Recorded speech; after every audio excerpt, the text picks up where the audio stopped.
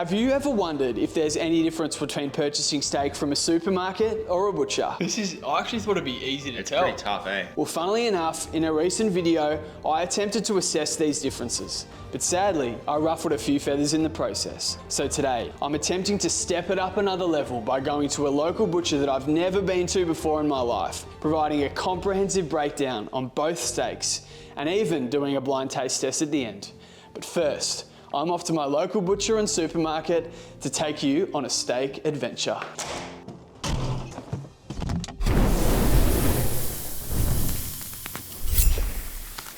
So the main complaints I had from the last video were centered around the fact that there was a notable difference in price between both steaks, which obviously meant there was a notable difference in quality, which obviously meant that the butcher steak was going to win any day of the week. So today I'll be attempting to keep it as fair as possible. It'll be very, very interesting to compare the difference between the two. It's funny, I said in the last video that I haven't been to a supermarket for a very long time, and I honestly didn't think I'd be going back so quickly, but here we are. So I'm actually buying steak from Woolies today. Historically, I've been a Coles man, to be honest. So I'll be interested to see if they've actually got anything good. The meat has been spotted. Here we go.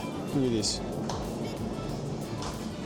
Good secured, grass-fed Australian beef Scotch fillet. My mission now to go to the butcher to find a steak that's the exact same size and weight than this. Both of these are 270 grams each. They cost me $50 each. $10 each. So pulling up to my local butcher that I've never been to before, literally typed in steak near my house and this is what popped up. I'm gonna head in and ask for the most basic steak they can give me, Scotch fillet obviously, that's 270 grams of course. I'm actually gonna take my supermarket steak in the butcher just to try and get it as even as possible. Scotch fillet steak, $33 a kilo. Could I just get 2 Scotch fillet steaks, like sort of that size? Thank you, man. Enjoy. Have a good one. Actually not 100% sure if these steaks are going to be even in size, but I tried my best. And I even asked him, I even requested him to do another cut, but he wouldn't do it. I can't cut for you anymore. No. Because if you say like that, you don't cut it. Okay. Let's get back home and we'll start the comparison.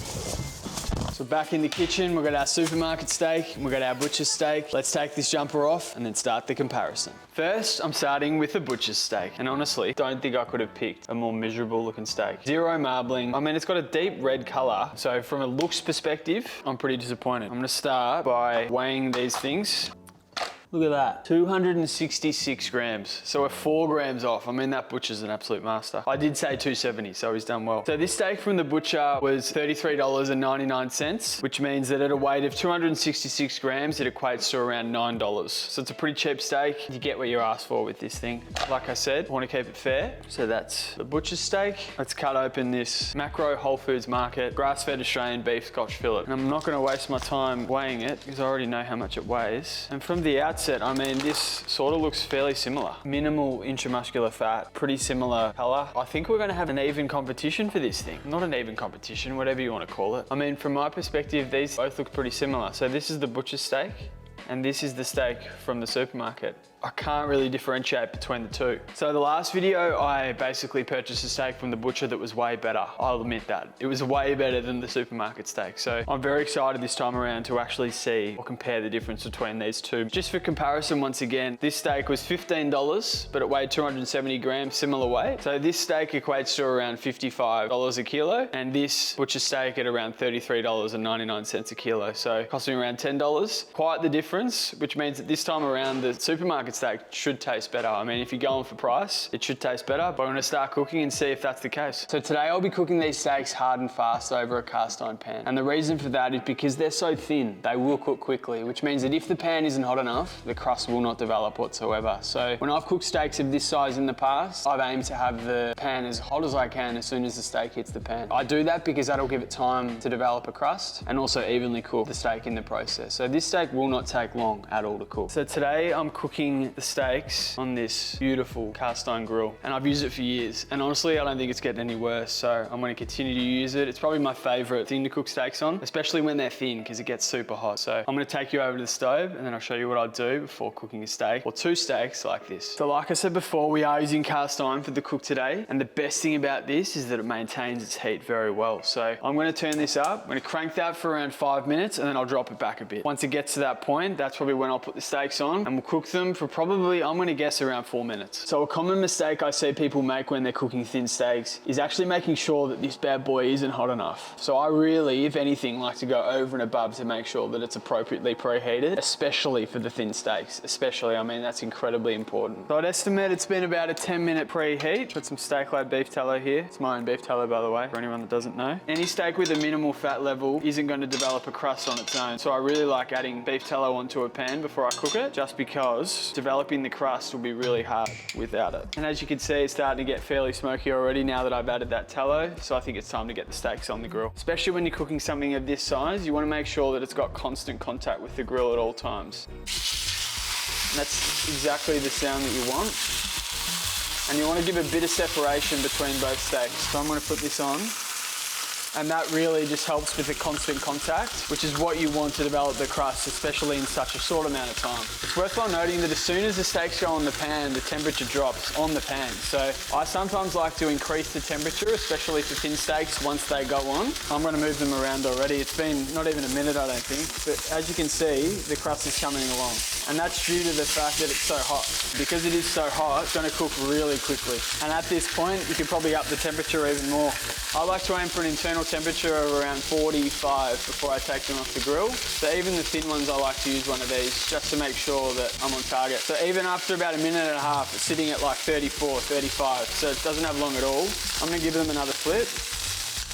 Crust isn't as developed on that side. I think I'll give it like maybe 30 seconds on each side. Crank the temperature up to the max just because it's the last little bit. That's sitting at 40 already. I mean, I don't even think it's been 2 minutes. Give it another quick temperature check. I reckon we're done.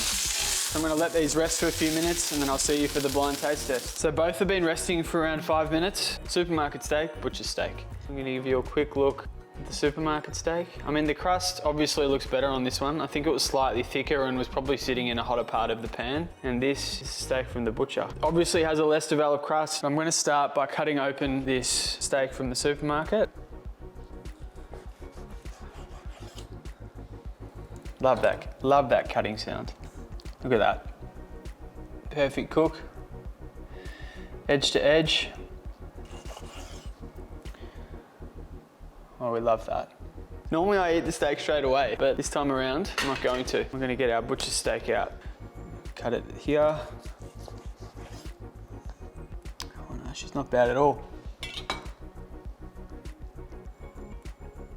So both of these are fully sliced up. This is a first for me. I don't think I've ever not eaten a steak straight away. So I'm gonna get my housemate down here and see if he can tell the difference. Welcome to the den. You're going up first. Okay.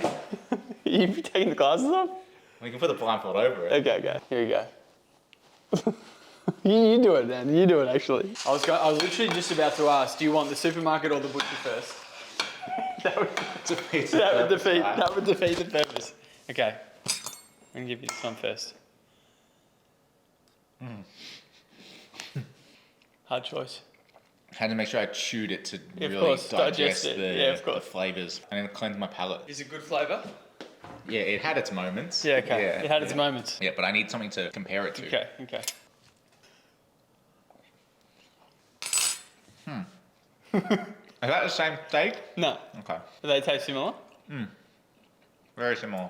Again, both of them had their moments, but I think the second steak had more moments. Really? I think so, maybe, yeah.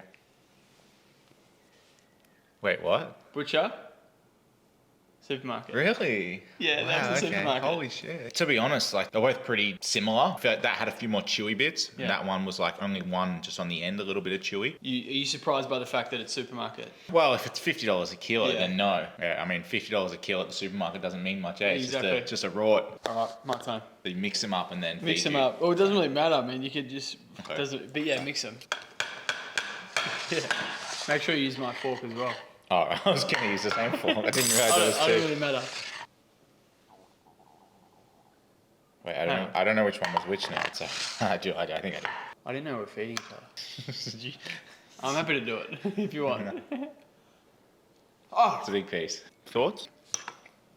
I eat a lot of steak, so compared to the steak that I often eat, it's nothing special, but I've definitely had worse. It's a big It was piece. a big piece, man. I've definitely had worse than that, A but lot of meat in your mouth at once. yeah. There wasn't much flavour, to be honest. There's a bit of salt. The salt was the highlight, but aside from that, wasn't anything too crazy. But like I said, I've definitely had worse. Right, Give me ready for number the next 2. one? Yeah. This one's tender. This one's more tender. Bit meltier. Yeah, it melted a bit more. Did you notice that one? Did you notice?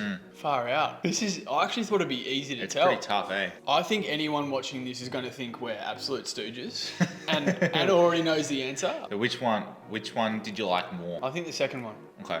And which one do you think is supermarket and which one do you think butcher? Sadly, I think the second one might be supermarket. Okay. And then the first one, butcher. Did you want to take your blindfold off and see? So that's the same order? Yeah, 1 and 2. So that was the supermarket, right? That one? Yeah. And I said the second one You was liked the butcher. Oh, really? Yeah. Yeah, of course. Yeah, I did say that, Yeah, the second one. That one just went down a slightly bit better. Did you notice that? You said there was more chewy though. Did you get, maybe take another bit? So that's a good bit. Yeah. I might have given you a tougher bit. Interesting though. I can't believe how hard it was, the blind test. It's crazy how much you like sort of taste with your eyes almost. $50 a kilo for that is a rip-off. Yeah, I agree. Beautiful. Thank you. So even at $33 a kilo, butcher, supermarket, having had the chance to sit back and eat a bit more, I still agree with my decision. The butcher was $33.99 and the butcher came out on top.